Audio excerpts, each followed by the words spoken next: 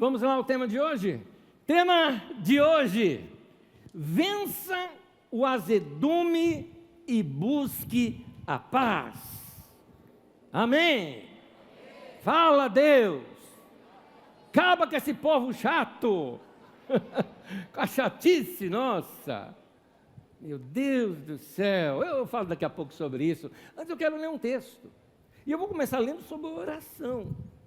Por uma razão, nós vamos ver como todas as vezes que a gente se aproxima de Deus, Deus nos empurra para se aproximar de pessoas.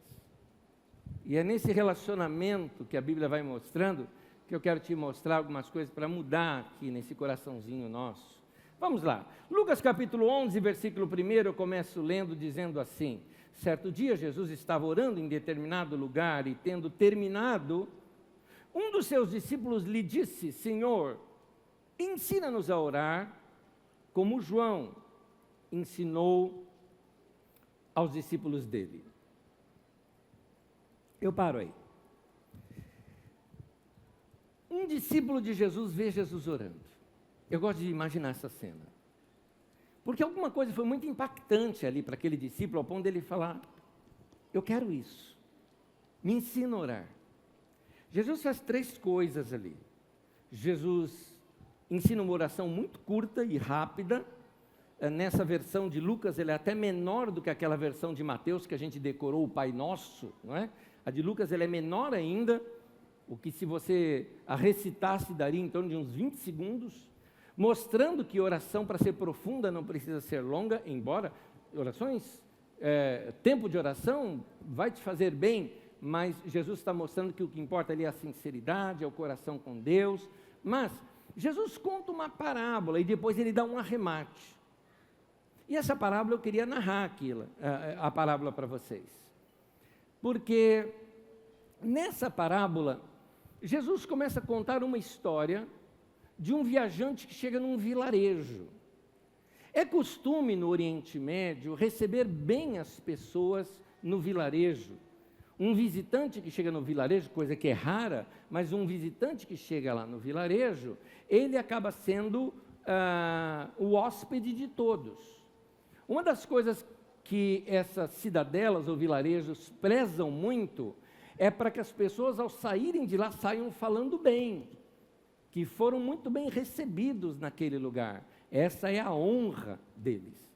Portanto, todo mundo se junta para que aquele visitante seja muito bem-vindo. Isso já era de costume ali na época. Nesse costume, então, o homem chega de madrugada. O motivo talvez seja quase que óbvio se a gente conhece um pouco ali a região. Nós vamos ver o calor muito intenso ao longo do dia, fazendo com que aquele viajante possivelmente tenha andado à noite. Como não existe comunicação, como telefones, nos nossos dias, sabe-se lá a hora que vai chegar. Para nós seria algo mais ou menos assim, chegou às 3 da madrugada. Porque para eles, meia-noite é muito tarde, visto que eles dormem em torno de 6, 7 horas da noite, já está todo mundo indo para a cama. Então, meia-noite equivale aqui para nós umas 3, 4 da madrugada que chegou o visitante. Então, o homem sai à caça de algumas coisas, uma delas de pão. O pão é algo muito importante naquela recepção e naquela comida, porque a comida é feita como se fosse assim, travessas na mesa com pastas, não é? Além de azeitonas e queijos, né? Travessas com pastas. Então você dá um pão, tem que ser um pão inteiro, porque é deselegante você dar um pedaço de pão para a pessoa, você dá um pão inteiro. Lembra o pão sírio? Pois bem, imagina um pão sírio mais grosso, um pouco, e comprido. Ok. Então você pega um pão daquele, corta o suficiente que caiba na sua boca, passa ali naquela travessa, então o pão acaba sendo o talher para você usar. Por isso você coloca inteiro na boca, para depois não voltar para o prato um pão que passou pela sua boca. É assim, são costumes. Para entender melhor esses costumes, que eu não vou me alongar aqui agora, tem uma aula no Didaquê só sobre isso. Eu gostaria de convidar você a rever essa aula, Costumes Comunitários nos Tempos de Jesus. É para você entender algumas parábolas. E preste atenção na imagem que está ali, embora ofuscada, você vê como que é a mesa e como que as pessoas comiam naquele tempo. A aula 46 do Didaquê, Costumes Comunitários nos Tempos de Jesus, eu interpreto exatamente essa parábola que eu estou falando, só que com muitos mais detalhes que eu vou passar por cima nesse momento. Ok. Então, esse hospedeiro principal sabia a casa que tinha feito a última fornada. Afinal de contas, lá naquela região, dentro dos vilarejos, você não tem como temos hoje as nossas casas, né? Quarto, sala, cozinha. Casa era só para dormir e, no máximo, uma comida, geralmente se comia fora de casa. Mas, a não ser numa chuva ou algo parecido, então você se reunia ali dentro de casa mesmo e comeria dentro de casa. Ou, no caso da noite, dentro de casa. Mas a casa praticamente é para dormir. O forno é comunitário. Portanto, as mulheres se unem ali para fazer os pães. Todo mundo sabe qual foi a família que fez a última fornada. Ele vai direto nessa casa, chama lá à noite. Você vai notar no texto, ele não bate na porta, isso aí é coisa nossa, né? Ele chama para a pessoa ouvir a sua voz e saber já quem é o vizinho.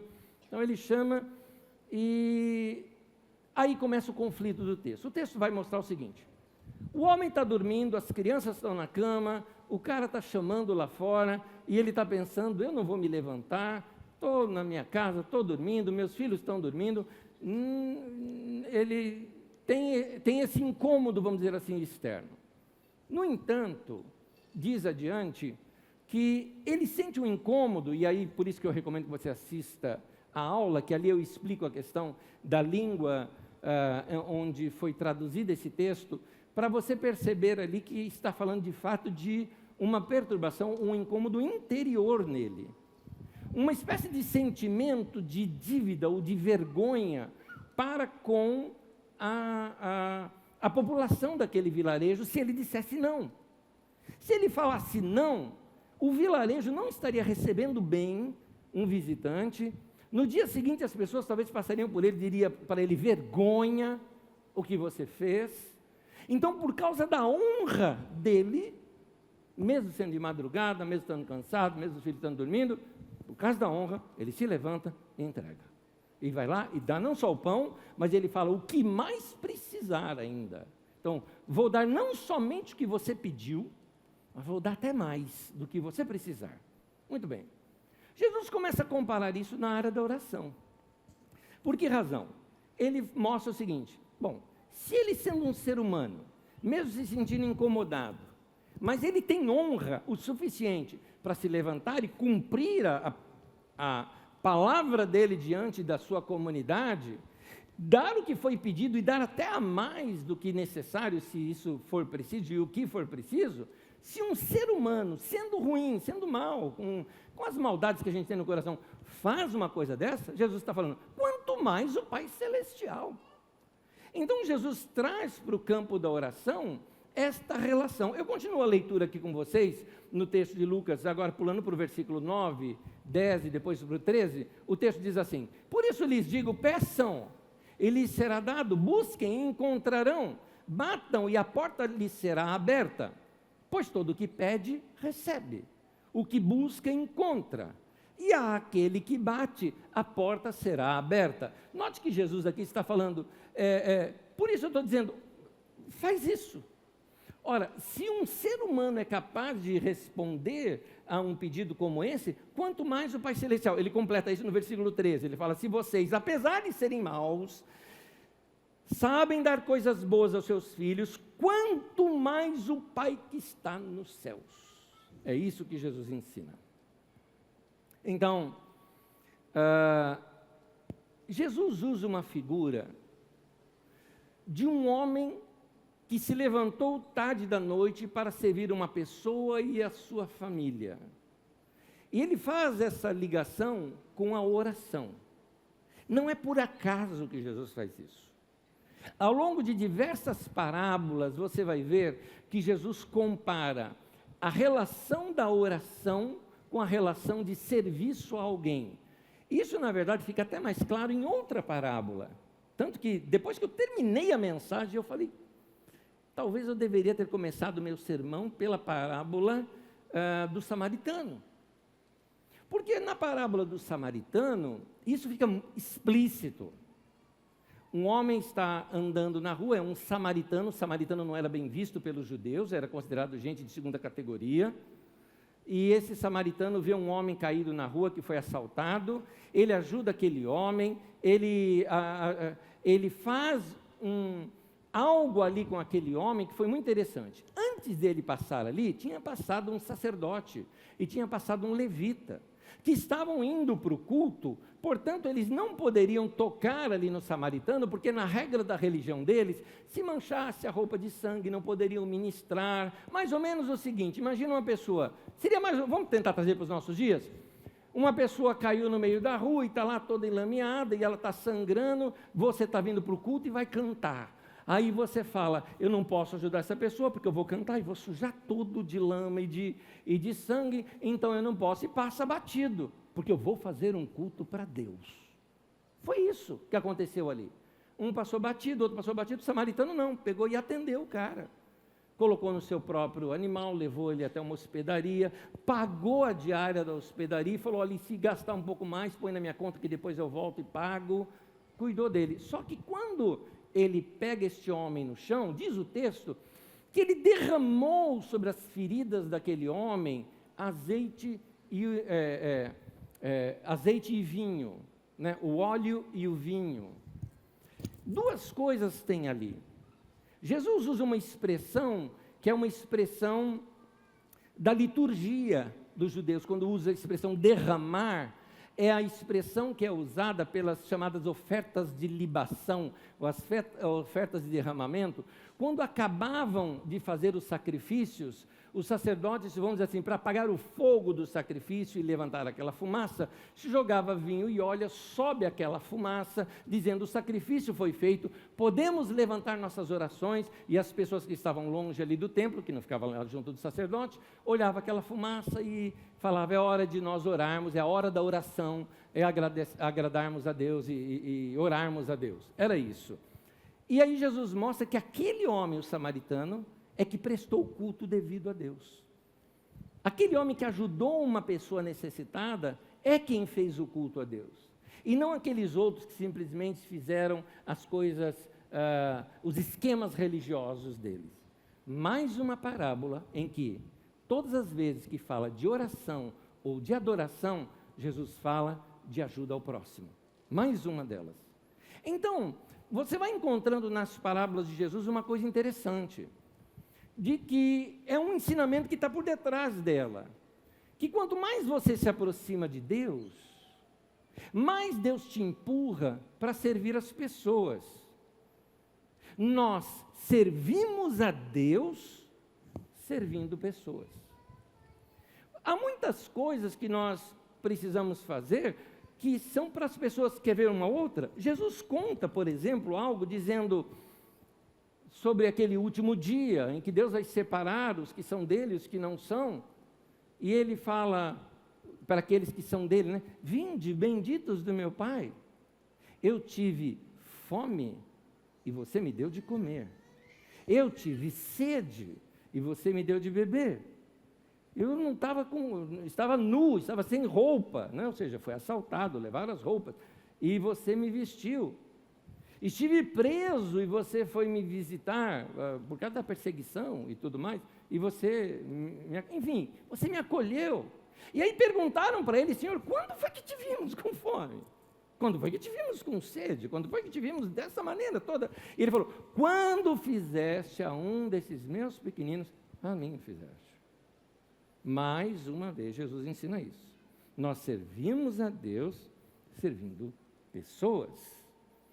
A igreja, nós às vezes perdemos nosso entendimento sobre o que é igreja. A maioria de nós entende a igreja como esse lugar. Eu vou para a igreja, como se aqui fosse a igreja. Não, aqui é um salão de reuniões da igreja. A igreja é feita de gente. A igreja somos nós aqui. Quando reunimos 2 ou 3 em nome do Senhor, ali é a igreja reunida. Igreja é gente. O corpo de Cristo hoje é gente, é igreja. Portanto, se a igreja é o corpo de Cristo e a igreja é gente, quando você faz algo para a gente, para as pessoas, você também está fazendo para o Senhor. É essa ligação que é importante a gente saber. Lembro-me uma vez, um rapaz me procurou aqui depois do culto, era linda a atitude dele. A instrução dele talvez não estivesse correta, mas a atitude era linda. O rapaz estava assim tão encantado com Deus, que ele pegou o que de melhor e mais caro ele tinha, que era o carro dele, que ele mais valorizava, e ele pegou e resolveu doar aquilo. Então ele me procurou aqui e falou, Anésio, eu vim aqui doar o meu carro para Deus. Está no meu coração, eu quero dar o meu carro para Deus. É naquele momento que você leva uma pausa para buscar a sabedoria de Deus e como agir naquele momento. Eu achei lindo aquilo, chamei 2 irmãos que estavam por perto, falei, irmão, vem cá comigo, olha que coisa linda. Esse rapaz novo convertido já está entregando o que de mais valioso ele tem para Deus. Vamos orar aqui comigo recebendo. Os irmãos acharam meio estranho aquilo comigo, mas ficaram juntos. Oramos juntos, tudo mais. Eu peguei ali, ele deu o documento do carro, a chave do carro, abri minha mão, pus a mão dele assim, oramos juntos. Senhor, olha, recebe isso daqui que esse rapaz está te dando. Amém, amém. Quando terminamos, ele foi tirando a mão, segurei a mão dele, botei assim o documento e a chave na mão dele assim, e falei, rapaz, é o seguinte, esse carro agora é de Deus, ok? Ele falou, sim, entreguei para Deus. Eu falei, isso, Deus precisa de um motorista, que ele não dirige carro.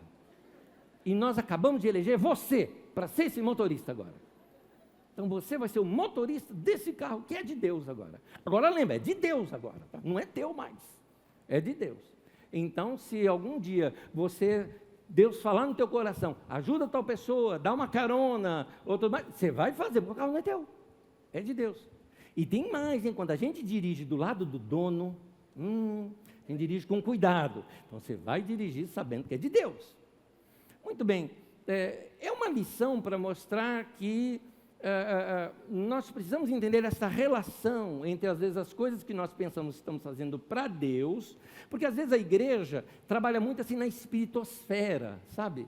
Como se toda experiência com Deus, ela fosse feita somente assim, de olhos fechados, num monte, orando, com som de anjos. Eu acredito nessas experiências, mas eu quero te dizer que, logo depois que eles estiveram no Monte da Transfiguração, logo em seguida que Jesus desce com os discípulos, encontra um pai desesperado com um problema grave com seu filho. Então, mostrando que logo que você tem uma experiência com Deus, Deus te empurra para você ajudar pessoas. Então, muitas vezes a gente chega depois de um culto e fala assim para Deus, por exemplo, talvez você já fez isso, né? De chegar assim para Deus e falar, Deus, eu te dou minha vida, eu te dou tudo, faz o que quiser da minha vida, o que quiser, me manda para onde o Senhor quiser, fala que eu vou te obedecer, quer que eu vou lá para o meio da guerra agora, eu vou, o Senhor quer que eu vá pregar o Evangelho lá no Camboja, eu vou, quer que eu vá morar lá no meio das tribos amazônicas, eu vou, Senhor, fala comigo. Aí Deus fala, eu quero que você vá para casa e para de ser chato com o pessoal da tua casa. Você talvez não ache isso muito espiritual.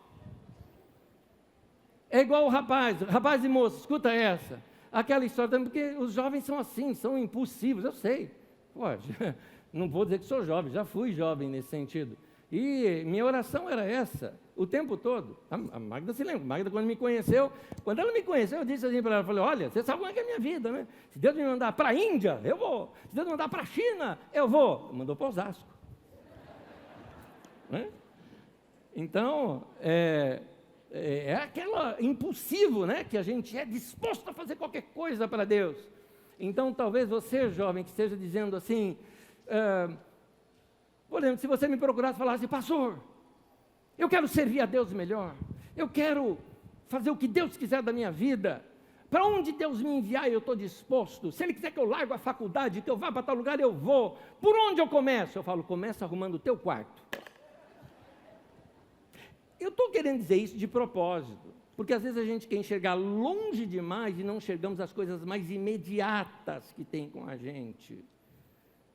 Porque é aquela ideia de, Deus, eu quero amar o mundo inteiro. Guarda essa frase, amar o mundo todo é fácil, Jesus nos manda amar o próximo.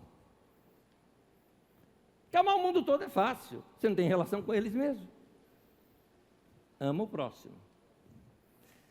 E às vezes, isso afeta, essa ideia da gente de sempre querer sair para fazer obra, atrapalha às vezes até o nosso entendimento de igreja.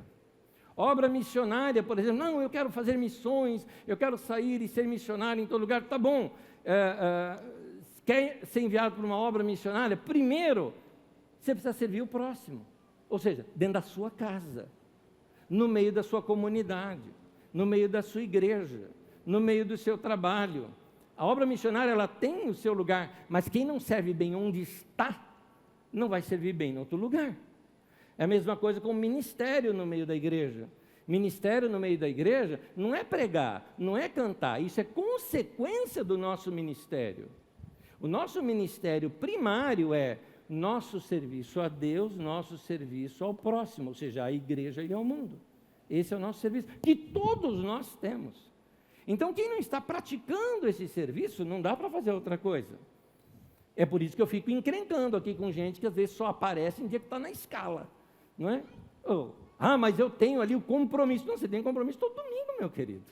Compromisso de ver os irmãos, de cumprimentar os irmãos, de orar com os irmãos, de abençoar os irmãos, de ter comunhão, porque a igreja é relacionamento, igreja não é show. Igreja é relacionamento.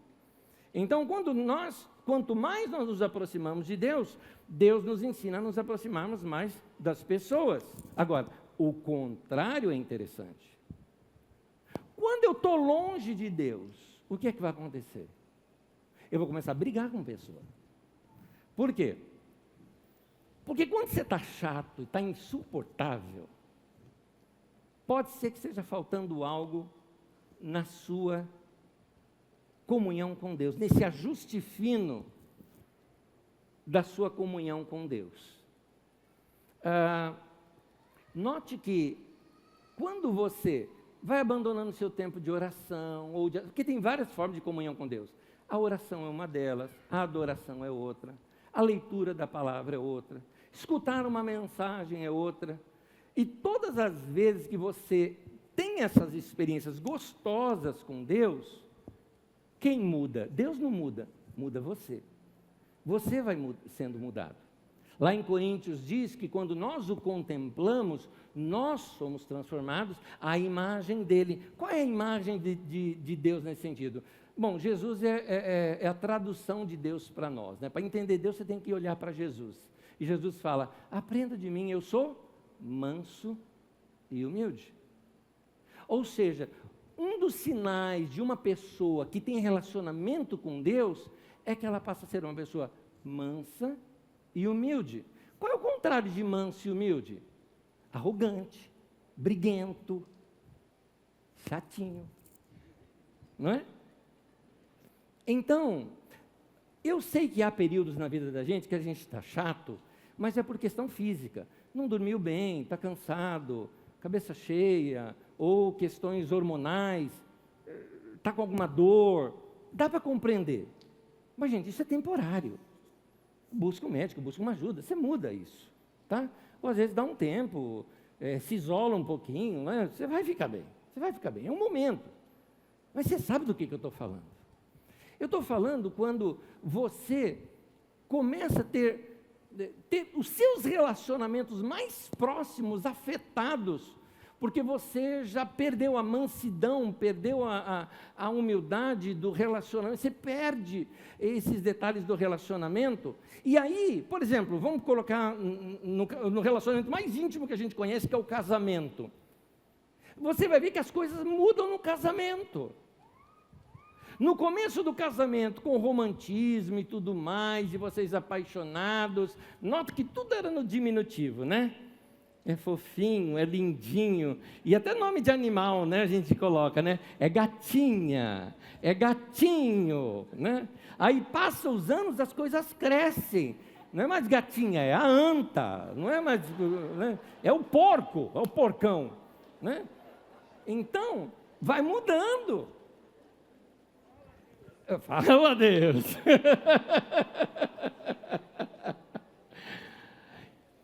Eu tenho certeza que se você tiver uma experiência forte com Deus, você que é casado, se tiver uma forte experiência com Deus, uma das primeiras coisas que vai mudar vai ser o seu relacionamento conjugal. Eu me lembrei de uma coisa nossa agora, me permite, querida? Eu não conversei com ela. Se não puder contar, depois você briga comigo em casa, tá bom? Mas eu e a Magda éramos recém-casados. E nós temos uma coisa entre nós, assim, quem gritar, perdeu. Não pode gritar com o outro. Mas assim, já que não dá para gritar, dá para ficar calado, né? De bico. Guerra de silêncio é a pior coisa que tem. Não sei se você já percebeu isso. Guerra de silêncio não é legal, porque você não conversa. E aí, tudo bem? Tudo. Mas está tudo bem mesmo? Tá, não te falei. Tanto dele quanto dela. Eu vi uma história de um casal que resolveu fazer guerra de silêncio entre si, né? Ele não falava com ela, nem ela com ele. Não trocava uma palavra entre os dois. E o caso é que ele tinha um problema, ele tomava remédio para dormir, e ela era ela quem o acordava com o despertador. E ele tinha um voo no dia seguinte, importantíssimo, por causa dos negócios dele. Então, não querendo falar com ela, ele deixou um bilhete do lado da cama dela, né?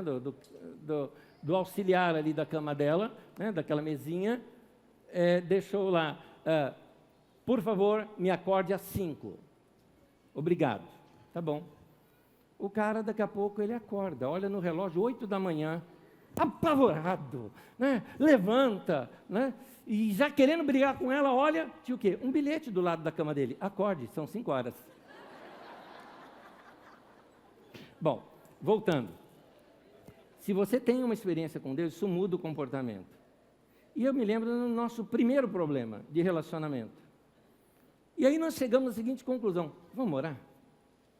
Mas sabe aquele vamos orar assim, tipo, deixa eu mostrar aqui que a gente é espiritual, né? Vamos orar. Deus vai falar com a gente, né? Gente, a gente se ajoelhou para orar, nenhum dos dois tinha coragem de se dirigir para começar a oração. Sabe quando você chega diante de Deus assim, vamos orar, vamos orar. Aí você olha para Deus e fala, A gente começou a chorar, olhamos um para o outro pedindo perdão. Isaías, um baita profeta.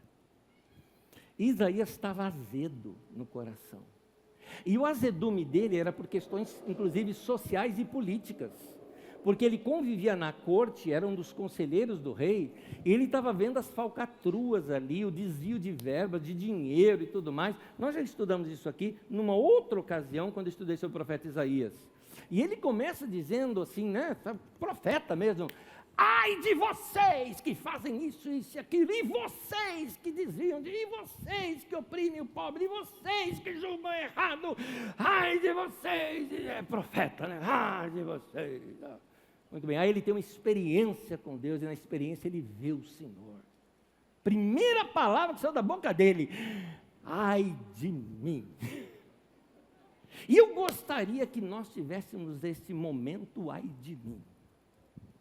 É o momento onde a gente é chocado com algumas esquisitices do nosso coração, aquela nossa parte da nossa humanidade que não bate com a de Jesus.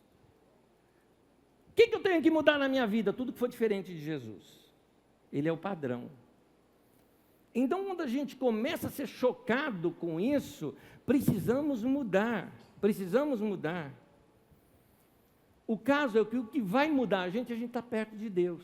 Por isso, quanto mais longe de Deus nós estivermos, mais azedos nós vamos ficar. Então o azedume vem da minha distância com Deus. Por isso,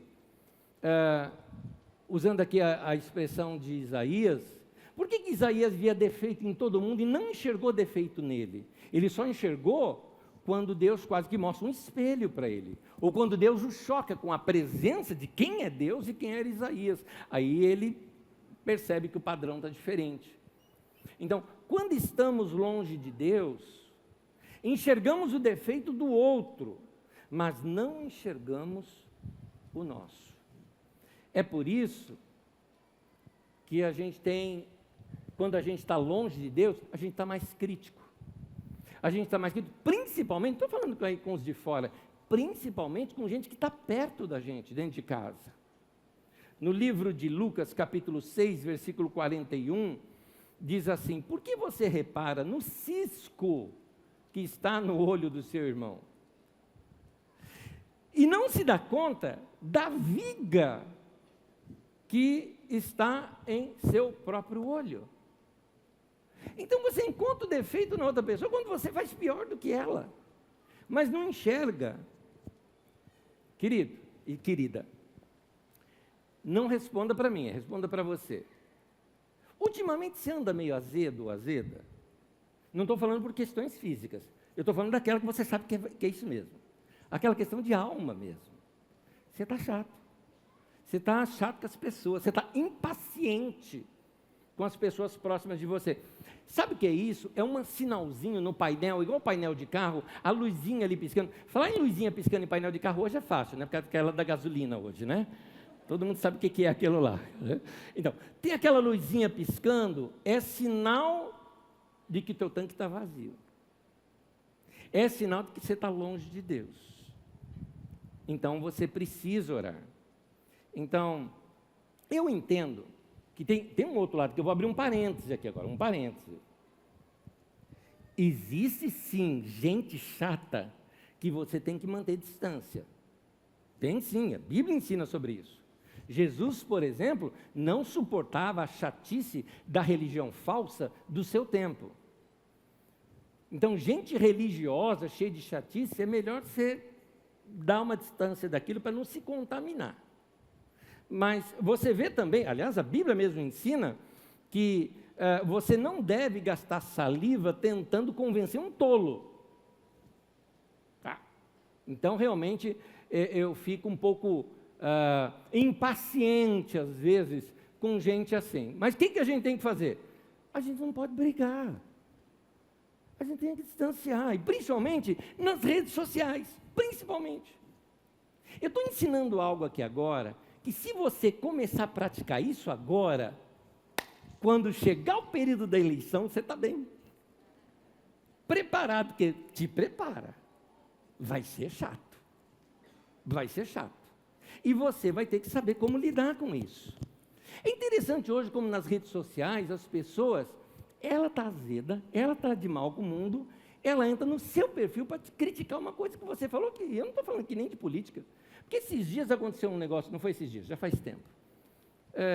Faz um tempo atrás aconteceu um negócio comigo que eu errei. Então, estou aqui diante da igreja pedindo perdão, confessando o meu pecado. Você acha que o pastor também não peca? Peca, e eu vou narrar o meu pecado para você. Eu não costumo usar muito rede social para outra coisa, a não ser comunicar as coisas da igreja. Vocês sabem, quem me segue na rede social sabe. Vai ter o culto no domingo, eu ponho um resumo da mensagem. E o resumo, é difícil de fazer um resumo. Como é que eu vou resumir 40 minutos, 50 minutos, 1 hora de palavra, o ensino todo, num trechinho? Eu pego ali um trechinho que eu falo, isso aqui deve interessar a pessoa, quem sabe ela lendo isso fala, puxa, legal, vou lá no culto assistir porque eu gostei disso daqui. Essa é a minha intenção. Então eu recorto um trecho. Não vou dar o estudo ali inteiro, não é? E aí, então, eu recortei esse trecho, coloquei, uma pessoa postou assim, logo depois de mim, né? Colocou assim, pastor, pare de pregar autoajuda e pregue o evangelho. Aí eu pequei. Gente, eu prego evangelho há tantos anos, eu amo a mensagem da cruz, eu amo o evangelho de Jesus, mas eu sou pastor, eu cuido de gente. E a Bíblia me ensina a pregar, a Bíblia não me ensina a pregar só o evangelho, a Bíblia me ensina a pregar todo o conselho de Deus. As cartas de Paulo não falam só sobre Cristo na cruz. Ela fala também de marido amar a mulher, da mulher amar o marido, de filho tratar o pai, de como se lida. As cartas falam isso. Por que ele não fala isso para o Paulo? Para mim ele fala. Por que ele não fala para o Pedrão, que anda com espada, que vai para a reunião de oração com espada, que nós falamos no domingo passado? Para ele não fala para mim, não é? Mas aí eu pequei. Por que eu deveria fazer? Irmão, não é nada disso, tal, não engano, você ouça a mensagem inteira, né? Não julga o livro pela capa, né? O irmão não gostou, tá bom, tchau, bênção, tchau, beijinho, né? E depois vai lá, discretamente bloqueia. Porque já que a sua palavra faz mal para o cara, você bloqueia, acabou o problema, né? Mas não, o filho de baiano aqui fez o quê? Subiu o sangue, né? E aí, cansado e tudo mais, respondi para o irmão, né? Eu não deveria ter respondido, eu respondi para o irmão, meu irmão, eu prego o evangelho, mas por que você não vive o evangelho e vai cuidar da tua vida? Não aplaude não, estou errado, não aplaude não, não, você queria fazer igual eu, não pode, está errado. 20 Pai Nosso, você. Vai lá.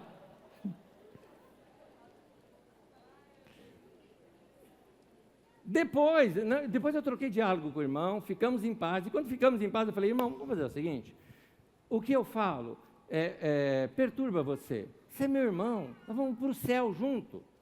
Então, para a gente não ficar mal um com o outro e arriscar não ir para o céu, então, essa é a nossa última conversa, tá bom? Tá, e bloqueei. Assim, ele não é mais chateado comigo, nem eu chateado com ele. E mandei o recado, até o céu. Bye. Lá no céu a gente se conversa, né? Porque lá no céu, a hora que a gente chegar lá, eu vou falar o quê? Ai de mim, ele também. Então aí a gente se abraça. Sem Covid, a gente se abraça. Então, nós precisamos entender que quem anda com Deus vai sendo transformado. Eu, no meu cansaço, na semana cansada e tantas coisas, eu percebi que eu falhei ali. E aí, isso chama-se o quê? Obra da carne. Obra da carne é ira, é dissensão, é briguinha. E o que a gente tem que fazer com a carne? Está lá no texto de Gálatas. Leva para a cruz. É para a gente ser crucificado juntamente com Jesus. Matar essa área nossa e viver em novidade de vida. Essa nova vida, ela vem pelo nosso relacionamento com Deus. O relacionamento com Deus nos transforma. O nosso contato com o Espírito de Deus, ele é Espírito Santo, é o próprio Espírito de Jesus. A gente fica parecido com Jesus. Gálatas capítulo 5, olha o que diz o texto. Mas o fruto do Espírito ou seja, desse relacionamento seu com o Espírito de Deus amor, alegria, paz, paciência, amabilidade, bondade, fidelidade, mansidão e o grande campeão de todos, domínio próprio. Porque esse é o ponto. Quem tem comunhão com Deus, consegue naquela hora, assim, você está com vontade de falar, você vai falar, mas você fala, não, e não, domina. Não é o momento, não é o momento. Você vê a mansidão de Estevão sendo apedrejado, Atos capítulo 7, e o modo como ele reagiu àquilo tudo. Você vê a mansidão de Jesus na cruz, sendo ali maltratado, humilhado, e ainda fala, Pai, perdoa, eles não sabem o que fazem. Então, estavam perto de Deus. Quando a gente está perto de Deus, a gente aparenta os sinais na vida da gente de misericórdia, de perdão, de amor, de mansidão, todas as virtudes que a gente vê em Jesus. Gente, vamos mudar nosso conceito de espiritualidade. Espiritualidade não é viver na espiritosfera, sabe? Espiritualidade não é só o cara que só vê anjo, fala dos dons de profecia, que voa e faz o avião e aquela coisa toda. Gente, as experiências são válidas, não sou contra experiências anormais para nós, não é? Não sou contra, elas acontecem, a Bíblia fala de tudo isso. No entanto, não é atestado de espiritualidade. Porque na carta de Paulo aos Coríntios, ele fala, não lhes falta nenhum dom. E, no entanto, Paulo fala, mas vocês são carnais. Porque vocês andam segundo as paixões da sua carne. Deu vontade de brigar, briga mesmo. Deu vontade de falar, fala mesmo. Tal. E Paulo fala, isso é carnal. Isso é ruim. Chatinho. Porque você fica chato com as pessoas. Você fica ruim de relacionamento assim. Então, precisamos aproximar de Deus. Porque, gente, vamos unir essa mensagem com a de domingo passado e a de domingo retrasado? Onde eu ensino nas duas, separam, diminui a intensidade das coisas que você está fazendo e vai ter um tempo de paz com Deus. Vai ter um tempo onde você vai ficar quieto, um tempo de oração. Porque se você não para, a mente fica cheia, igual memória de computador, ou de sei lá quando está cheio, tudo fica lento. E aí você não processa direito. Aí a hora que chega uma informação para você, você está cansado demais, você responde na lata. Não deu tempo de você parar, pensar, medir. Fala, não, melhor eu não responder, o cara não está num bom dia. Sabe, gente que briga no trânsito, meu Deus do céu. O cara brigou com você no trânsito, aguente 1 minuto. Daqui 1 minuto aquela pessoa não faz mais parte da tua vida. Ela foi embora para um canto, você para o outro. E você vai brigar por causa daquilo. Tem hora que você não sabe nem por que estão brigando com você. Lembro-me, isso anos atrás, mas me veio aqui em mente a memória, né? Eu andando aqui próximo da Caris, numa avenidão que tem aqui em cima, na Cidade das Flores, estava passando ali com um carro, eu não sei, o cara queria que eu passasse no farol vermelho, e eu não, eu também ia falar do pedestre, mas eu parei. E o cara estava, não dá para, não vou avançar, e tinha gente que ia atravessar e tal. E finalmente abriu o semáforo, eu andei, abri espaço para o cara ultrapassar, e eu estava ouvindo canção, e estava uma coisa gostosa, sabe, que você está assim, na paz e tal. Aí o cara passou e saiu falando um monte de coisa. Eu não sei, ele, sei lá, ele tinha um problema na mão, porque só aparecia um dedo dele para mim. Né? Não sei se ele conhecia minha mãe, porque ele mandou lembranças. E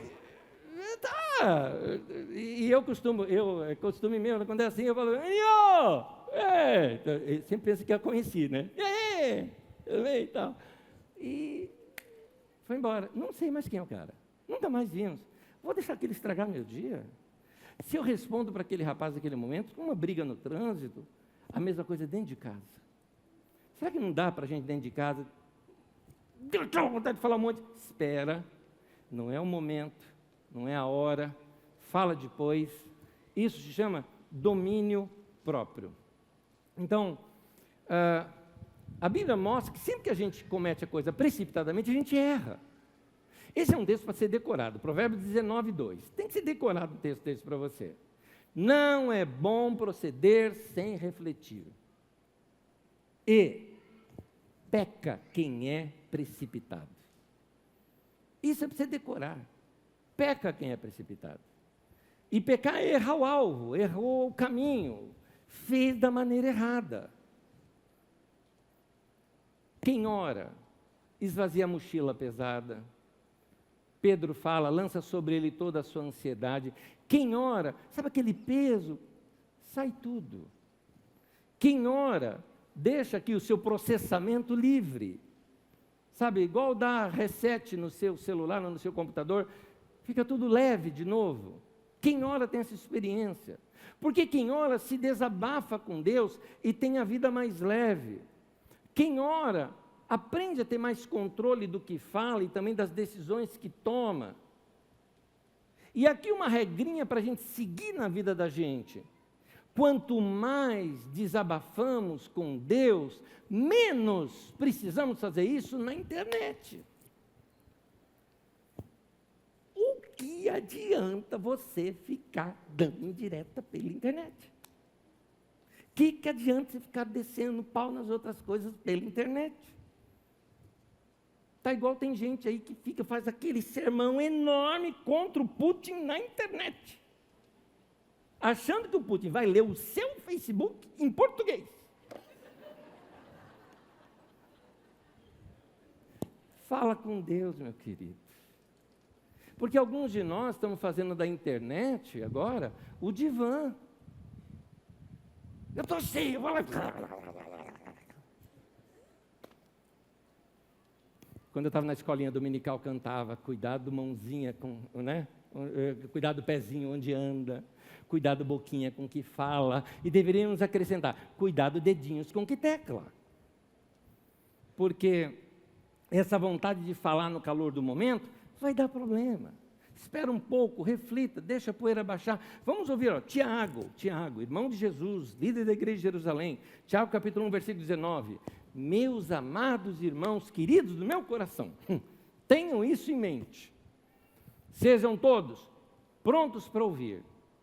Guarda, tardio para falar, tardio para irar-se.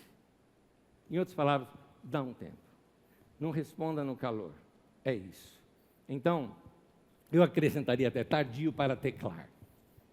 Espera isso um pouquinho. É pelos frutos que nós vamos conhecer quem anda com Deus. Vamos mudar nosso conceito de espiritualidade. Hoje em dia, infelizmente, alguns padrões, estou falando de igreja evangélica, alguns padrões da igreja evangélica na mídia são de homens arrogantes, são de pessoas soberbas, são de pessoas que aquilo não é padrão de vida cristã. Aquele irmão a gente tem que orar por ele, ou aqueles irmãos, a gente tem que orar por eles.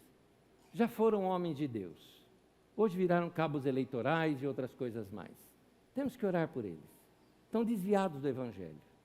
O Evangelho tem que mexer no nosso coração e nos trazer para a cruz. Para nos trazer a ser mansos e humildes. Se não é manso e humilde, não é o padrão de Jesus. Então a gente tem que mexer nisso. Você está sentindo que você está com amor ao dinheiro muito forte? Meu irmão, isso não é de Deus. Vai diante de Deus e fala, arranca isso de mim. Você está sentindo que seu amor ao mundo está muito forte? Você sabe o que é o mundo, né? O mundo não está falando de shopping, de loja, não está falando disso no mundo. O mundo é tudo aquilo que vai contrário à vontade de Deus na sua vida. Quais coisas estão contrárias à vontade de Deus na sua vida? Você está amando isso? Vai diante de Deus e fala, Deus, muda meu coração. Como um cântico antigo que a gente cantava, me leva para a cruz, Senhor. Sou eu. E eu preciso. Então Jesus falou, toma a tua cruz e me siga. Ou seja, mate essas coisas na sua vida e deixa se encher com o Espírito de Cristo, com o Espírito Santo. Então eu convido você, nessa semana mesmo, hoje, se possível, separa um tempo de comunhão com Deus, de leitura da palavra, ou de oração, ou de adoração, ou ouvir uma mensagem. E não faça isso só hoje, que é domingo, não. Faça principalmente ao longo da semana, para edificar o teu coração, orar, se aquietar, perceber Deus, perceber a sua presença, aquietar o coração, tirar toda a agitação e receber a paz de Deus. Aí você vai experimentar, vai renovar a tua mente. E Paulo diz, quando a gente renova, a gente experimenta a boa, perfeita e agradável vontade de Deus. Amém. Último texto, vou pedir para você acompanhar em pé comigo, e em seguida nós vamos participar da ceia do Senhor. 1 Pedro capítulo 3.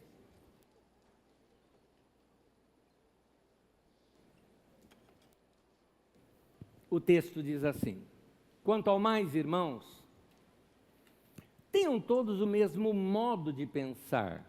Ele não está dizendo que a gente tem que pensar a mesma coisa, mas o mesmo modo. Ou seja, manso. Vamos ouvir o outro. Vou continuar. Sejam compassivos. Amem-se fraternalmente.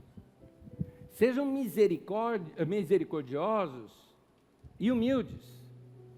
Não retribuam mal com mal, xingamento com xingamento, post com post. Copo sujo com copo sujo.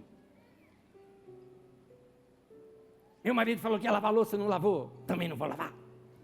Vai ficar tudo sujo aqui. Tá bom, já tem rato. Não retribuam insulto com insulto. Ao contrário, bendigam. Fala bem. Pois para isso vocês foram chamados, para receberem a bênção por herança, pois... E aí ele cita o Salmo 34. E diz assim... Quem quiser amar a vida e ver dias felizes... Sabe só uma pergunta assim? Quem quer ver dias felizes? Eu! Guarda a tua língua. É isso que Pedro fala. Guarde a sua língua do mal. Porque o que você fala vai ter consequência. Continua. E os seus lábios da falsidade. Tome atitude, afaste-se do mal. Haja você, faça o bem. E busque a paz intensamente, com perseverança, como prioridade. Gente, é o que nós ensinamos nos últimos domingos aqui. Busque a paz e siga. Então, busque a paz com perseverança. Porque os olhos do Senhor estão sobre os justos e os seus ouvidos atentos à sua oração. Meu irmão e irmã, que você tenha preciosos momentos de paz na sua vida nessa semana. Amém? Vamos orar e participar da ceia. Senhor, que a Tua palavra em nosso coração nos atraia mais para o Senhor. Que a Tua palavra em nossa mente renove a nossa maneira de pensar e venhamos a praticar tudo isso que aprendemos. Torna-nos mais mansos e humildes, parecidos com Jesus. Lida no nosso temperamento, no nosso caráter. Te entregamos a chave da nossa vida em Suas mãos, ó Deus, para que o Senhor governe a nossa vida. Queremos fazer Tua vontade pela Tua palavra. Que a boa mão do Senhor esteja sobre nós nessa semana. Em nome de Jesus. Amém e amém.